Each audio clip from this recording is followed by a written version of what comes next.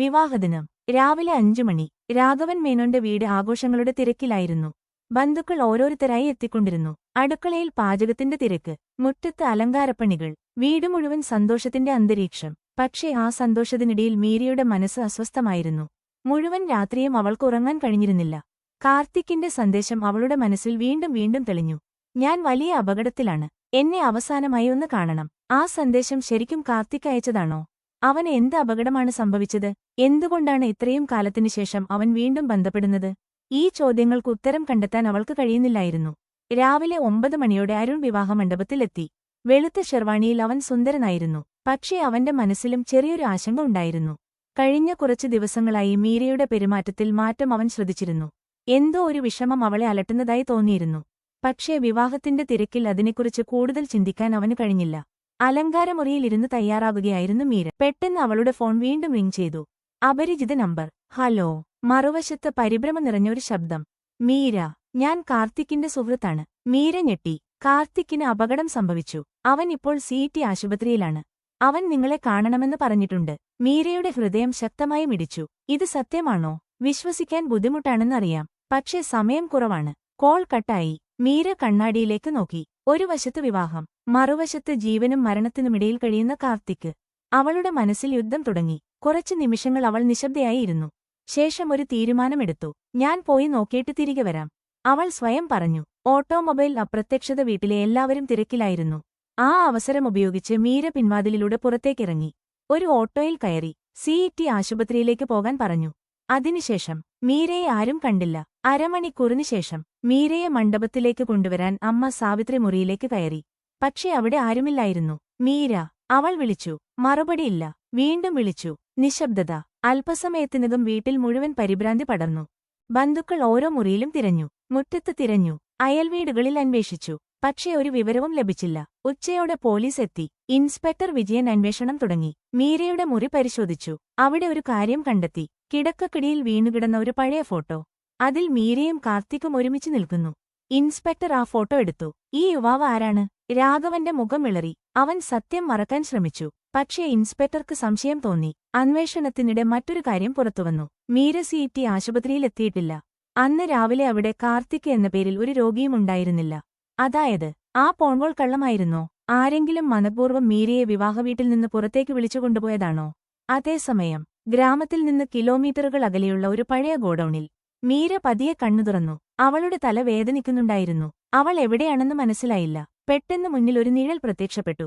ആ മനുഷ്യനെ കണ്ട നിമിഷം മീരയുടെ മുഖം ഭയത്താൽ നിറഞ്ഞു. നീ, അവൾ ഞെട്ടലോടെ പറഞ്ഞു. കാരണം അവളുടെ മുന്നിൽ നിൽക്കുന്നത് മരിച്ചതായി കരുതിയിരുന്ന ഒരാളായിരുന്നു. മീരയുടെ ശരീരം മുഴുവൻ വിറച്ചു. അവളുടെ മുന്നിൽ നിൽക്കുന്ന ആളെ വിശ്വസിക്കാൻ അവൾക്ക് കഴിഞ്ഞില്ല. ഇത് അസാധ്യമാണ്, അവൾ പതുങ്ങി പറഞ്ഞു. കാരണം അവളുടെ മുന്നിൽ നിൽക്കുന്നത് കാർത്തിക്. അതെ, അവൾ വർഷങ്ങളായി സ്നേഹിച്ച കാർത്തിക്. പക്ഷേ അവന്റെ മുഖത്ത് പഴയ പുഞ്ചിരി ഉണ്ടായിരുന്നില്ല. കണ്ണുകളിൽ ഭയവും ക്ഷീണവും മാത്രം. മീര, കാർത്തിക് പതിയെ വിളിച്ചു. മീര ഓടിച്ചെന്ന് അവനെ കെട്ടിപ്പിടിച്ചു. നീ ജീവനോടെയുണ്ടോ? എന്താണ് നടക്കുന്നത്? ആരാണ് എന്നെ ഇവിടെ കൊണ്ടുവന്നത്? ചോദ്യങ്ങൾ ഒന്നിനു പുറകെ ഒന്നായി പുറത്തുവന്നു. കാർത്തിക് കുറച്ചുനേരം മിണ്ടാതിരുന്നു. ശേഷം പറഞ്ഞു, സമയം കുറവാണ്. ഞാൻ പറയുന്നത് ശ്രദ്ധിച്ചു കേൾക്കണം. കുറച്ചു മാസങ്ങൾക്ക് മുമ്പ് കാർത്തിക് ഒരു സ്വകാര്യ കമ്പനിയിൽ ജോലി ചെയ്യുകയായിരുന്നു. അവിടെ ജോലി ചെയ്യുന്നതിനിടയിൽ അവൻ ഒരു വലിയ സാമ്പത്തിക തട്ടിപ്പ് കണ്ടെത്തി. കോടിക്കണക്കിന് രൂപയുടെ തട്ടിപ്പ്. അതിനു പിന്നിൽ ശക്തരായ ആളുകൾ, രാഷ്ട്രീയക്കാരും ബിസിനസ്സുകാരും. അവരിൽ ഒരാളെ കണ്ടപ്പോൾ മീര ഞെട്ടി. കാരണം ആ പേര് അവൾക്ക് പരിചിതമായിരുന്നു. വിനോദ് മേനോൻ, രാഘവൻ മേനോന്റെ ഏറ്റവും അടുത്ത ബിസിനസ് പങ്കാളി. കാർത്തിക് തെളിവുകൾ ശേഖരിക്കാൻ തുടങ്ങി. പക്ഷേ അത് അവർ അറിഞ്ഞു. ഒരു രാത്രി ചിലർ അവനെ ആക്രമിച്ചു. അവന്റെ കാർ തകർത്തു. അവനെ കൊല്ലാൻ ശ്രമിച്ചു. പക്ഷേ അത്ഭുതകരമായി അവൻ രക്ഷപ്പെട്ടു. അതിനുശേഷം അവൻ ഒളിവിൽ പോയി. ഞാൻ നേരിട്ട് പോലീസിൽ പോയിരുന്നെങ്കിൽ അവർ എന്നെ കൊന്നേനെ, കാർത്തിക് പറഞ്ഞു. മീരയുടെ മനസ്സിൽ ഇപ്പോഴും ഒരു ചോദ്യം. എന്നെ എന്തിനിവിടെ കൊണ്ടുവന്നു? കാർത്തിക് തലകുനിച്ചു. ഞാൻ നിന്നെ തട്ടിക്കൊണ്ടുവന്നതല്ല. എങ്കിൽ അവർ നിന്നെ ഉപയോഗിക്കാൻ പോകുകയായിരുന്നു. മീരയുടെ ഹൃദയം നിശ്ചലമായി. വിവാഹദിനത്തിൽ വന്ന ഫോൺകോൾ കാർത്തിക് അയച്ചതല്ല. വിനോദിന്റെ ആളുകളാണ് അത് ചെയ്തത്. മീരയെ പുറത്തേക്ക് വിളിച്ചുവരുത്താൻ. കാരണം കാർത്തിക് ശേഖരിച്ച തെളിവുകൾ എവിടെയാണെന്ന് അറിയാമെന്ന് അവർ കരുതി. പക്ഷേ സത്യം മറ്റൊന്നായിരുന്നു. ആ തെളിവുകൾ എവിടെയാണെന്ന് കാർത്തിക് ഒഴികെ മറ്റാർക്കും അറിയില്ലായിരുന്നു. അതേസമയം ഗ്രാമത്തിൽ ഇൻസ്പെക്ടർ വിജയൻ അന്വേഷണം തുടരുകയായിരുന്നു. മീരയുടെ മൊബൈൽ ലൊക്കേഷൻ അവസാനമായി കണ്ടെത്തിയത് നഗരത്തിനു പുറത്തുള്ള ഒരു പഴയ ഗോഡൌണിന് സമീപം. ഉടൻ പോലീസ് സംഘം അവിടേക്ക് പുറപ്പെട്ടു. പക്ഷേ അവർക്കറിയില്ലായിരുന്നു അവിടെ ഇതിനകം മറ്റൊരാൾ എത്തിയിട്ടുണ്ടെന്ന്. ഗോഡൌണിന്റെ പുറത്ത് വാഹനങ്ങൾ നിർത്തി. കറുത്ത വസ്ത്രം ധരിച്ച ആളുകൾ അകത്തേക്ക് കയറി. അവരുടെ മുന്നിൽ നടന്നത് വിനോദ് മേനോൻ. മുഖത്ത് ക്രൂരമായ പുഞ്ചിരി. ഇത്രകാലം ഒളിച്ചോടിയല്ലോ, ഇനി കളി അവസാനിച്ചു.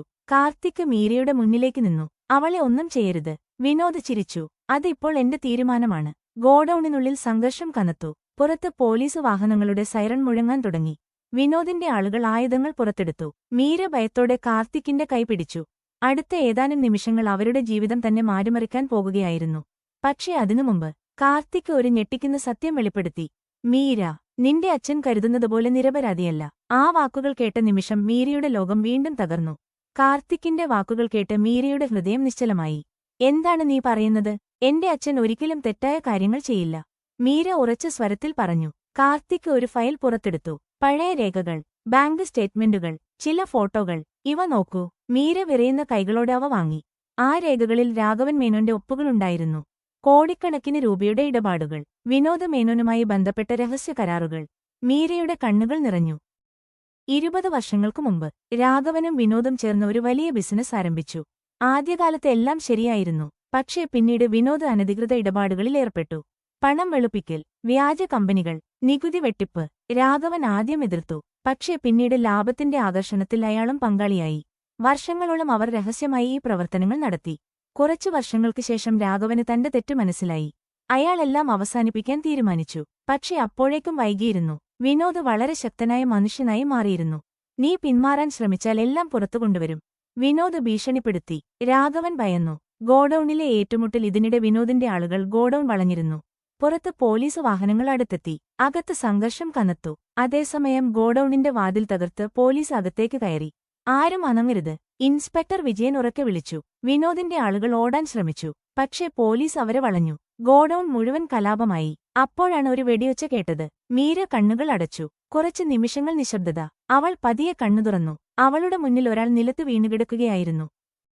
അത് രാഘവൻ മേനോനായിരുന്നു. എല്ലാവരും ഞെട്ടി. രാഘവനെ ആശുപത്രിയിലേക്ക് കൊണ്ടുപോകുന്നതിനു മുമ്പ് അദ്ദേഹം മീരയുടെ കൈ പിടിച്ചു. മോളെ, ഞാൻ ഒരുപാട് തെറ്റുകൾ ചെയ്തു. കണ്ണുനീരൊഴുകി. എന്നോട് ക്ഷമിക്കണം. മീര പൊട്ടിക്കരഞ്ഞു. അച്ഛാ, ഒന്നും പറയണ്ട. നിങ്ങൾക്ക് ഒന്നും സംഭവിക്കില്ല. മാസങ്ങൾക്കു ശേഷം മീരയും കാർത്തിക്കും കടൽത്തീരത്ത് ഇരിക്കുകയായിരുന്നു. ഇനി രഹസ്യങ്ങളില്ല, ഭയങ്ങളില്ല. ഇത്രയും സംഭവങ്ങൾക്ക് ശേഷം പോലും നമ്മൾ ഒരുമിച്ചില്ലേ? മീര ചിരിച്ചുകൊണ്ട് ചോദിച്ചു. കാർത്തിക് അവളുടെ കൈ പിടിച്ചു. ചില പ്രണയങ്ങളെ വിധിക്ക് പോലും തോൽപ്പിക്കാൻ കഴിയില്ല. അവരുടെ കണ്ണുകളിൽ പുതിയ സ്വപ്നങ്ങൾ തിളങ്ങി.